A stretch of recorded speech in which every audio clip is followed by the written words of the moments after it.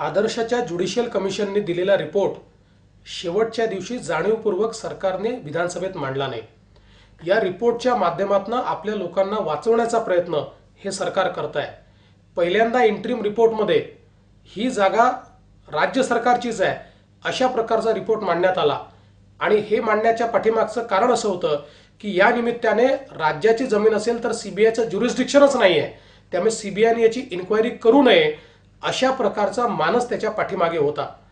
आता देखील हा जो काही रिपोर्ट आलाय या माध्यमातून मोठ्या प्रमाणात लपवाछपवी होते आहे। डिफेन्स मिनिस्ट्रीने स्पष्टपणे इंटरिम रिपोर्ट नाकारलेला आहे आणि त्यांनी ही जागा आमचीच आहे असा सुप्रीम कोर्टात दावा ठोकलेला आहे।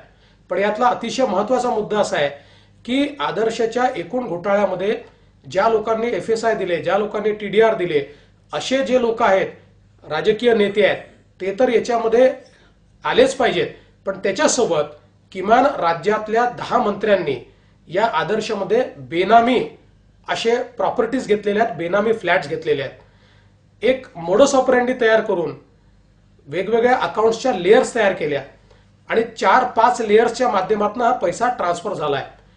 मूळ मंत्री किंवा त्याच्या जवळच्या नातेवाईकाच्या अकाउंटमधनं ओरिजिनेट हे ट्रान्झॅक्शन झालेलं आहे आणि मग दुसऱ्या अकाउंटला, त्यातनं तिसऱ्या अकाउंटला, त्यातनं चौथ्या अकाउंटला अशा प्रकारच्या अकाउंटची लेयर तयार करून मग फायनली ज्याच्या नावाने आज तो फ्लॅट आहे त्याच्या अकाउंटला ते पैसे गेले आहेत आणि त्या अकाउंटमधनं तो फायनल पेमेंट करून फ्लॅट घेण्यात आलाय।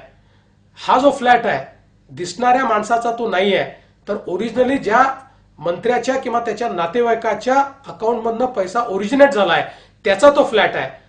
सीबीआय जवळ यातली बरीचशी माहिती आहे। आता आमच्या सगळ्या नजरा या सीबीआय कडे आहे। सीबीआय जर या ठिकाणी या प्रकरणात तळाशी जाणार असेल तर आमची अपेक्षा अशी आहे की केवळ ज्यांनी बेनामी प्रॉपर्टीज घेतल्यात किंवा जे आज ओनर्स दिसत आहेत यांच्यावरच कारवाई सीबीआयने करू नये, तर या लेयर्स ऑफ अकाउंट्स याचा सगळा पर्दाफाश करून मूळ ज्याच्या अकाउंटमधनं ट्रान्झॅक्शन ओरिजिनेट झालाय त्याच्यावर बेनामी ट्रान्झॅक्शन ऍक्टच्या अंतर्गत फौजदारी गुन्हा जर सीबीआयने या ठिकाणी नोंदवला तरच खऱ्या अर्थानं आदर्शमध्ये न्याय मिळणार आहे। अन्यथा या ठिकाणी घोटाळेबाज बाजूला राहतील आणि आदर्शची बिल्डिंग ताठमानेने उभी राहील आणि सामान्याच्या हाती काहीच लागणार नाही। आम्हाला हे मान्य नाही। आमची सीबीआयला अपील आहे, या प्रकरणात तरी प्रामाणिकपणे काम करा।